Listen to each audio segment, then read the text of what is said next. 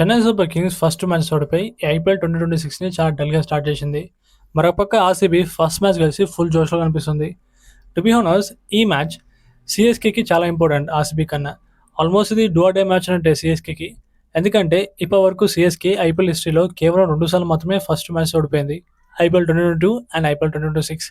Last time CSK first match ఓడిపోయినప్పుడు CSK play ఆఫ్కి qualify అవ్వలే. అలాగే ఈసారి కూడా చాలామంది అంటున్నారు సిఎస్కే ప్లే ఆఫ్కి క్వాలిఫై అవ్వదని. సైకలాజికల్గా చూసుకుంటే డెఫినెట్లీ ఫ్యాన్స్ అయితే డిసప్పాయింట్ అయి ఉన్నారు అండ్ ప్లేయర్స్ కూడా చాలా తక్కువ కాన్ఫిడెన్స్తో కనిపిస్తున్నారు. సైకలాజికల్గా మాట్లాడితే ఖచ్చితంగా ఈ మ్యాచ్ సిఎస్కి గెలవాల్సిందే. ఈ మ్యాచ్ సిఎస్కి గెలిస్తే మళ్ళీ కాన్ఫిడెన్స్ వచ్చేస్తుంది, ఫ్యాన్స్ కూడా నమ్ముతారు డెఫినెట్లీ ఈసారి సిఎస్కి క్వాలిఫై అవుతుందని.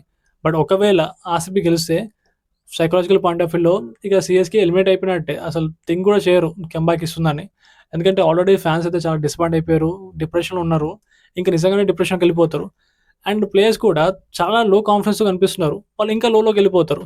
అంత లో నుంచి ఇక కంబ్యాక్ అనేది జరిగిన పని. సో సిఎస్కే చాలా చాలా ఇంపార్టెంట్ అనమాట ఈ మ్యాచ్ గెలవడం. And Ruturaj Gaikwad captaincy point of లో మాట్లాడుకుంటే ఇది చాలా పెద్ద టెస్ట్.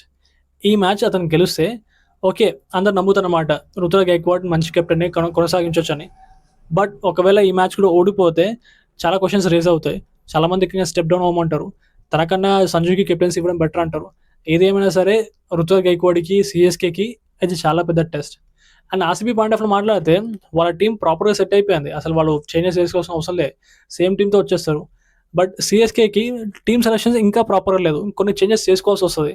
ఇంకా లైక్ ఫర్ సపోజ్ ఆయుష్ మాత్రం ఓపెనింగ్ చేస్తే బెటర్ ఉంటుంది, రుతురాజ్ గైక్వాడ్ నెంబర్ 3 ఆడితే బెటర్ ఉంటుంది, అండ్ సఫ్రాజ్ ఖాన్ నెంబర్ 4లో ఉండాలి. అలాగే ఉర్విల్ పటేల్కి ఉర్విల్ పటేల్ ఛాన్సెస్ లేదని ఇంకా పెద్ద క్వశ్చనే, ఛాన్సెస్ బెటర్. అదేంటో ఫస్ట్ మ్యాచ్లో జిమ్మీ అవుటర్ మంచిగా ఆడింది, కానీ తర్వాత అంతని తీసుకోవాలి. లైక్ ప్రశాంత్ వీర్ని తీసుకోరు మంచిదే, బట్ ప్రశాంత్ వీర్కి బౌలింగ్ ఇవ్వలే. బౌలింగ్ ఇవ్వనప్పుడు అతను తీసుకునే లాభం. అలాగే సెకండ్ మ్యాచ్లో అఖిల్ హుసేన్ తీసుకోవాలి. రాహుల్ చహర్ కన్నా అఖిల్ హుసేన్ బెటర్, పైగా అఖిల్ హుసేన్ బ్యాటింగ్ కూడా చేయగలుగుతారు. సో కొన్ని ఇష్యూస్ ఉన్నాయన్నమాట సిఎస్కే టీమ్ సెలక్షన్లోనే.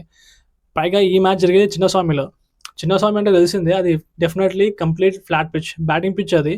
ఆ పిచ్ మీద 250 రన్స్ కొట్టినా సరే దాన్ని పార్ స్కోర్ అంటారు.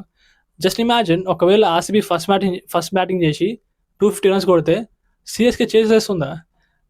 250 పక్కన పెట్టండి, నాకు తెలిసి లాస్ట్ టైం అసలు 200+ ఎప్పుడు చేసేసినా కూడా గుర్తులేదు. సో అలాంటి సిచ్యువేషన్లో ఉంది సిఎస్కే. సో బ్యాటింగ్ అనేది సెట్ చేసుకోవాలి. ఇక బౌలింగ్ విషయం అంటే కష్టమే సిఎస్కే అది. బట్ ఆర్సీబీ అయితే బౌలింగ్ కూడా చాలా స్ట్రాంగ్ ఉంది.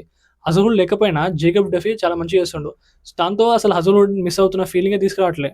సో ఓవరాల్గా చూసుకుంటే ఈ లాస్ట్ 3 or 4 మ్యాచెస్ నుంచి ఆర్సీబీ అయితే సిఎస్కే డామినేట్ చేస్తుంది. ప్రస్తుతానికి ఆన్ పేపర్ ఆర్సీబీ స్ట్రాంగ్గా ఉంది. చిన్నస్వామి వాళ్ళ హోమ్ టీమే కాబట్టి ఎమోషనల్ పాయింట్ ఆఫ్ లాజికల్ ఆలోచిస్తే ఆర్సీబీ గెలుస్తుంది. But from emotional point of view, since ఇది సిఎస్కేకి కంబ్యాక్ ఇవ్వాల్సిన టైం అండ్ డెఫినెట్లీ ఇది చాలా చాలా ఇంపార్టెంట్ వాళ్ళకి కాబట్టి ఆలోచిస్తే సిఎస్కే గెలుస్తుంది అనిపిస్తుంది. చూడాలి మరి ఏమవుతుందో. That's it guys, see you again.